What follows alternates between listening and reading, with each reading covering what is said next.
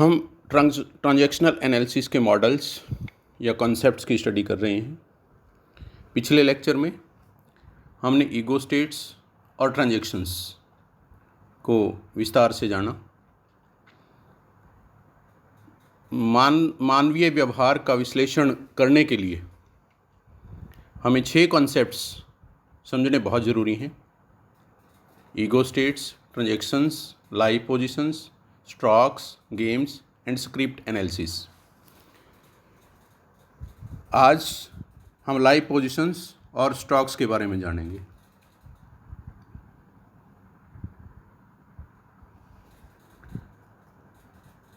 Live positions यानी जीवन की स्थिति, या ये भी कह सकते हैं हम मानव का दृष्टिकोण, स्वयं के प्रति दृष्टिकोण और दूसरों के प्रति मनुष्य के विचार। हर व्यक्ति की मानसिक स्थिति हर समय एक जैसी नहीं रहती। कई बार एक मनुष्य ऐसी स्थिति में होता है कि वो खुद भी बहुत खुश रहना चाहता है और दूसरों को भी खुश देखना चाहता है, लेकिन कई बार वो स्वयं से ही परेशान हो जाता है। कई बार दूसरों से बहुत दुखी हो जाता है और दूसरों के प्रति उसका दृष्टिकोण, उसकी सोच नकारात्मक हो जाती है। तो इसी मानसिक स्थिति को जीवन स्थिति कहा गया है, लाइफ पोजीशन। तो जैसा चित्र में दिखाया गया है, ओ एक्स एक्सिस पे एटीट्यूड टुवार्ड्स अदर्स, दूसरों के प्रति एक मानव का एटीट्यूड, और ओ वाई एक्सिस पे एटीट्यूड टुवार्ड्स सेल्फ, स्वयं के प्रति विचार या अवधारणा। तो ओ बिंदु पर दृष्टिकोण नेगेटिव दिखाए हैं, स्वयं के प्रति भी और दूसरों के प्रति भी। और एक्स और वाई जो बिंदु हैं, जैसे जैसे उनकी ओर बढ़ते हैं तो मानव का दृष्टिकोण पॉजिटिव दिखाया हुआ है। और इस प्रकार दोनों एक्सिस के जो एटीट्यूड हैं एक इंसान के दूसरों के प्रति और अपने प्रति, उनका विश्लेषण करते हुए 4 मानसिक स्थितियां इस चित्र में दर्शाई गई हैं। पहली, आई एम ओके, मैं बिल्कुल सही हूँ, यानी अपने प्रति दृष्टिकोण पॉजिटिव है कि मैं बिल्कुल ठीक ठाक हूँ, मेरे में कोई कमी नहीं, मेरे में कोई गलती नहीं, मैं बिल्कुल सही हूँ अपनी जगह। यू आर ओके, और आप भी अपनी जगह बिल्कुल सही हैं, आप में भी कोई कमी नहीं, आप भी गलती पर नहीं, यानी अपने प्रति भी दृष्टिकोण पॉजिटिव और दूसरों के प्रति भी पॉजिटिव। तो ऐसा व्यक्ति जब इस प्रकार की मानसिक स्थिति में होता है तो वो ऑप्टिमिस्टिक होता है, आशावादी होता है। वो हर मुश्किल से मुश्किल काम को करने की स्थिति में होता है, क्योंकि खुद भी उसका अपना कॉन्फिडेंस बहुत अधिक होता है और दूसरों के प्रति भी उसका एटीट्यूड पॉजिटिव है। सो उनकी कोऑपरेशन लेने की स्थिति में भी वह उस समय होता है। दूसरी, I am okay you are not okay, कि मैं अपनी जगह बिल्कुल सही हूँ लेकिन आप गलत हैं।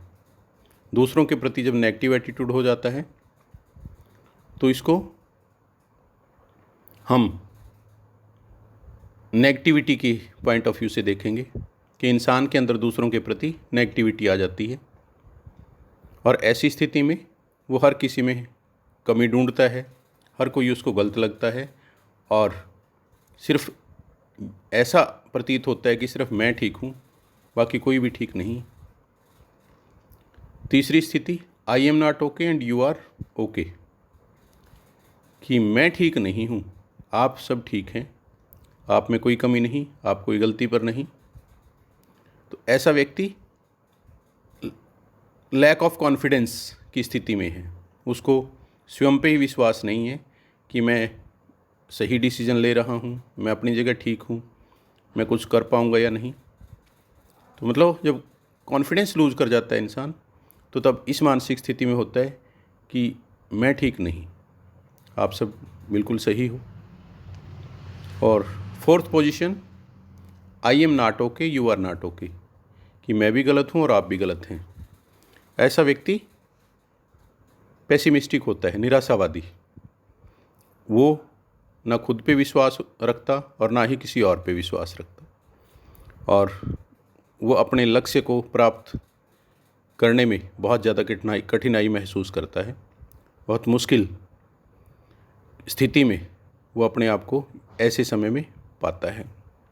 तो इस प्रकार जो 1 और 4 स्थिति हैं, 1 में स्वयं भी अपने आप को ठीक समझता है और दूसरों को भी, ये ऑप्टिमिस्टिक है।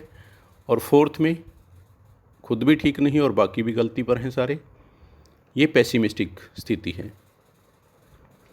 और 2 और 3, 2 में दूसरों के प्रति नेगेटिविटी दर्शाई है, और जो तीसरे नंबर पे स्थिति दिखाई है उसमें लैक ऑफ कॉन्फिडेंस दिखाया है। तो इस प्रकार हम एक व्यक्ति की जीवन की स्थिति कैसी कैसी हो सकती हैं, इनके आधार पे हम किसी व्यक्ति का दूसरों के साथ कैसा व्यवहार, कैसा बर्ताव होता है, या 2 लोगों के बीच जो ट्रांजैक्शन होती हैं, जिसकी शुरुआत को हम बोलते हैं स्टिमुलस, और जब दूसरा उस पर अनुक्रिया करता है तो उसको बोलते हैं रिस्पॉन्स। तो इस तरह से हम लाइफ पोजीशंस अगर स्पष्ट तौर पर एनालाइज करने में सक्षम हैं तो हम ट्रांजैक्शनल एनालिसिस बखूबी कर सकते हैं।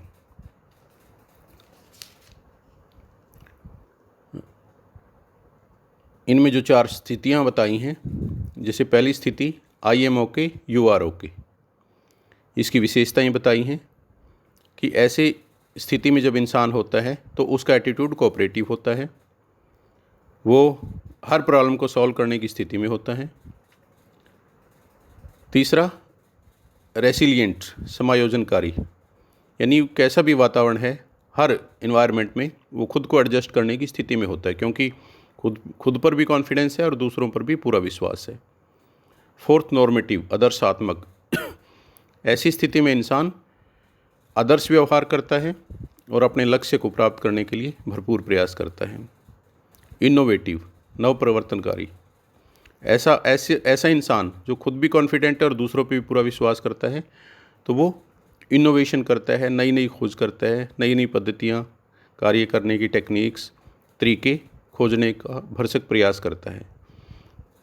तो इस प्रकार ये जीवन की सबसे बढ़िया स्थिति दिखाई है, बेस्ट लाइफ पोजीशन। दूसरी स्थिति I am okay, you are not okay, ऐसी स्थिति की विशेषताएं बताई हैं। फर्स्ट, वर्क ऑब्सेसिव, कार्यग्रस्त, ऐसा इंसान जिस काम के पीछे पड़ जाता है उसको पूरा करके छोड़ता है, क्योंकि उसके अंदर अहम है, उसके अंदर सेल्फ कॉन्फिडेंस है, I am okay but you are not okay, और दूसरी ओर दूसरों पे विश्वास नहीं है। इस वजह से वो खुद ही हर काम को बहुत लगन से करता है।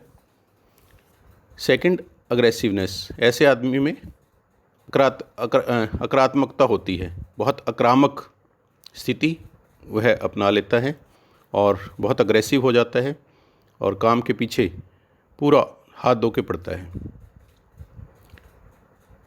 प्रेस्क्रिप्टिव, आदेशात्मक, ऐसा इंसान अपने सबॉर्डिनेट्स के साथ बहुत सख्ती करता है और स्टैंडर्ड फिक्स करके काम के ज़्यादा से ज़्यादा काम लेने का उनसे प्रयास करता है।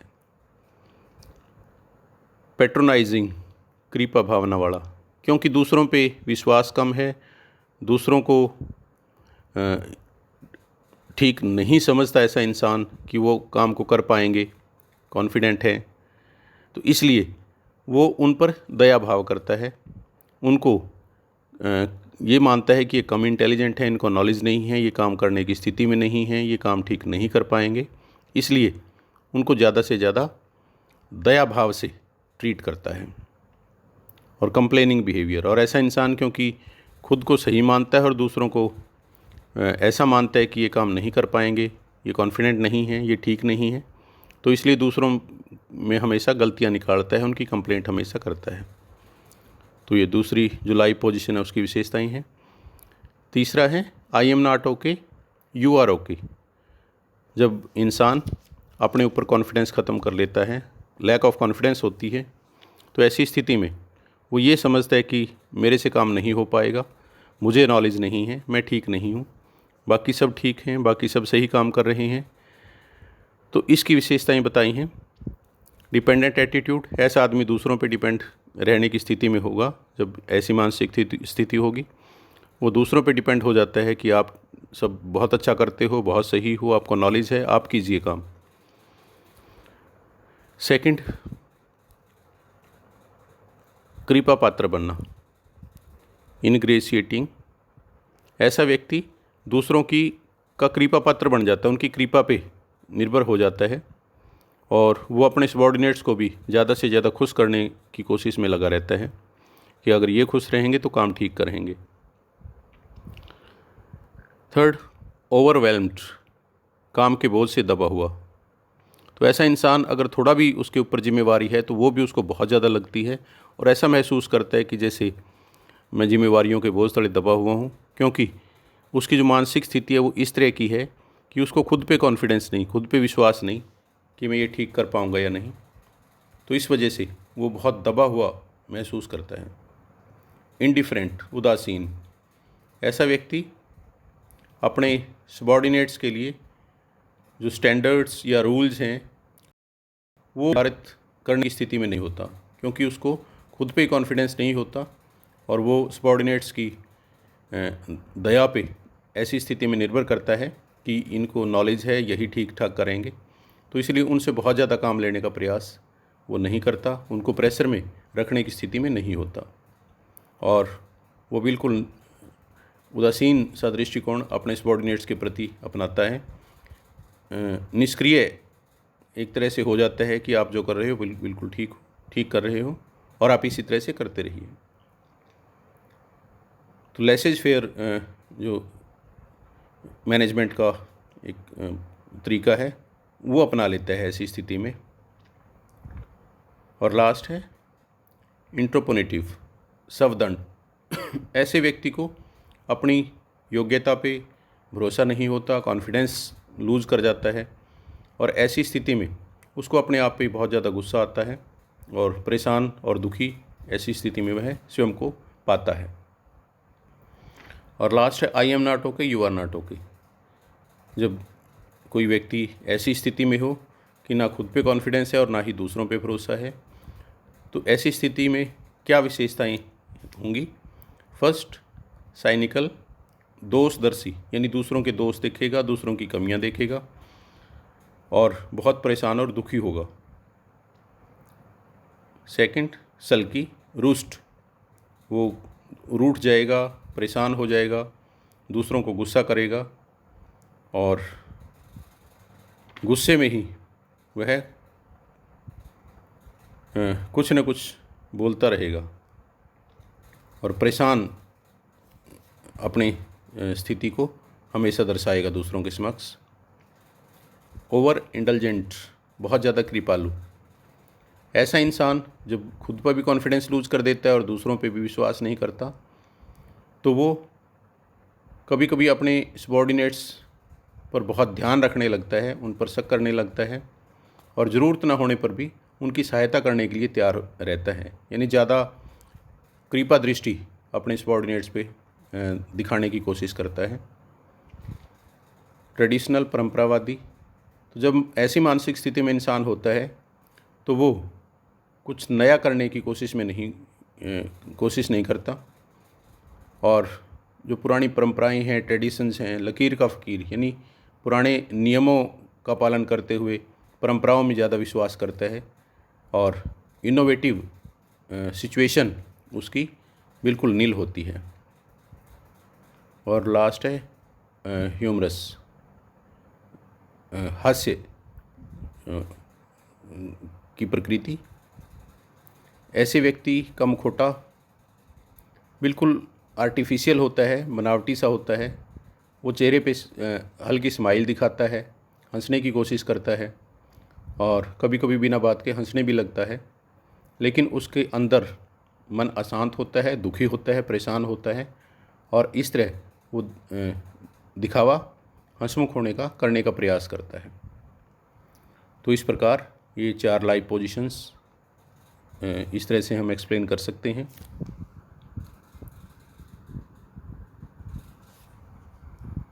और इसके बाद बताए हैं स्ट्रोक्स, प्रहार। स्ट्रोक क्या हैं? जैसे माता पिता कई बार बच्चे को टोकते हैं, डांटते हैं, कई बार थोड़े सख्त जो है सख्ती दिखाते हैं, कोई ऐसे सख्त शब्दों का इस्तेमाल करते हैं। जैसे बच्चे को पूछने लग जाएं कि आप स्कूल क्यों नहीं जाते, आप पढ़ाई बहुत कम करते हो, या एग्ज़ाम का रिज़ल्ट आपका अच्छा नहीं आया। तो ऐसे जब डांटने की स्थिति में माँ बाप होते हैं और बच्चे को डांट डपट करते हैं, या फिर कई बार बहुत बड़ाई करते हैं, शाबाशी देते हैं, एप्रिशिएट करते हैं कि वाह बेटा आप तो बहुत मेहनत करते हो, आप पढ़ाई में लगे ही रहते हो, आपका रिज़ल्ट बहुत अच्छा आया है। तो ये प्रहार हैं, स्ट्रोक हैं, मानसिक प्रहार यानी मेंटल स्ट्रोक्स। इनसे एक व्यक्ति के विचार सीधे तौर पे प्रभावित होते हैं। अगर कोई इंसान अच्छा काम नहीं करता और उसको टोक दिया जाता है तो ये नेगेटिव स्ट्रोक है, और अगर कोई अच्छा काम करता है और उसको एप्रिशिएट किया जाता है, ये पॉजिटिव स्ट्रोक है। तो इस प्रकार एक प्रबंधक या पेरेंट्स या कोई भी समूह का जो मुखिया है, मेन है, वो अपने साथ काम करने वाले लोगों को इस प्रकार से मानसिक प्रहार दे करके, मेंटल स्ट्रोक दे करके उनके विचारों को नियंत्रित करता है, उनके विचारों को एक निश्चित दिशा देता है। तो ये जो स्ट्रोक्स हैं ये वर्बल भी हो सकते हैं, नॉन वर्बल भी हो सकते हैं। जैसे अगर कोई अपने सबॉर्डिनेट को शाबाशी देते हुए कहते हैं कि वाह कितना बढ़िया काम कर रहे हो, तो ये वर्बल स्ट्रोक है। और अगर किसी की ओर देख के थोड़ा मुस्कुरा देता है एक मैनेजर उसके काम को देख के, तो ये नॉन वर्बल स्ट्रोक है। यानी यहाँ शब्दों का प्रयोग किए बिना ही उसने अपने सबॉर्डिनेट को हौसला दिया। और ऐसे ही अगर किसी की पीठ थपथपा देते हैं या हैंडशेक करते हैं तो ये भी नॉन वर्बल स्ट्रोक के एग्जाम्पल्स हैं। तो इस प्रकार से जो प्रहार है, मानसिक प्रहार, मेंटल स्ट्रोक, उसके हम बहुत से उदाहरण दे सकते हैं। जैसे हैंडशेक है, एप्रिसिएशन है, स्माइलिंग है, आई कॉन्टैक्ट्स, क्रिटिसिज्म या हेट करना किसी से, all these are strokes, mental strokes. तो ये 3 तरह के हैं, पॉजिटिव, नेगेटिव और मिक्स्ड। पॉजिटिव स्ट्रोक्स जब कोई किसी को अप्रिशिएट करता है, जैसे उसकी पीठ थपथपा देता है या उसके साथ हैंडशेक करता है या उसकी प्रशंसा करता है या उसकी ओर मुस्कुराता है या आई कांटेक्ट करते हैं, तो ये सब पॉजिटिव स्ट्रोक्स हैं।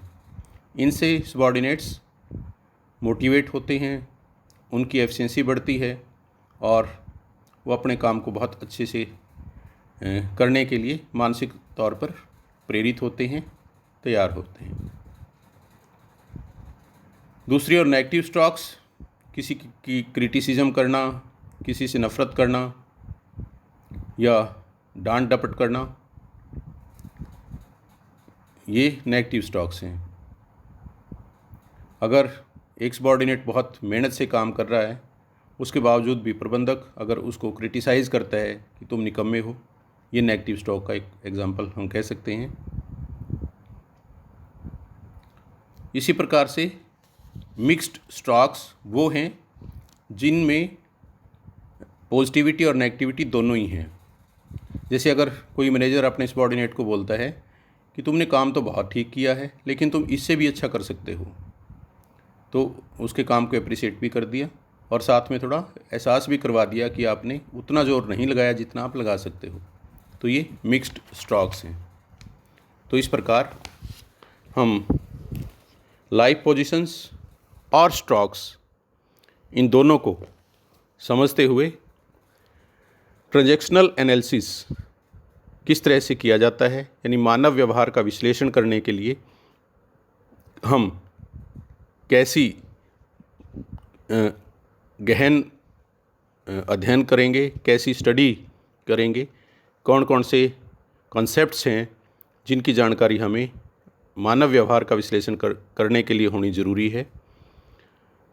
तो इस प्रकार हम जो 6 कॉन्सेप्ट्स बताई हैं, या जो एक मॉडल इन 6 कॉन्सेप्ट्स को मिला करके बनता है, इनकी मदद से मानव व्यवहार का गहन विश्लेषण बहुत आसानी से करने में सक्षम हो सकते हैं, और एक मनुष्य दूसरे के साथ किस तरह का बर्ताव, किस तरह का व्यवहार करता है, क्यों करता है, किस तरह से उसको नियंत्रित किया जा सकता है,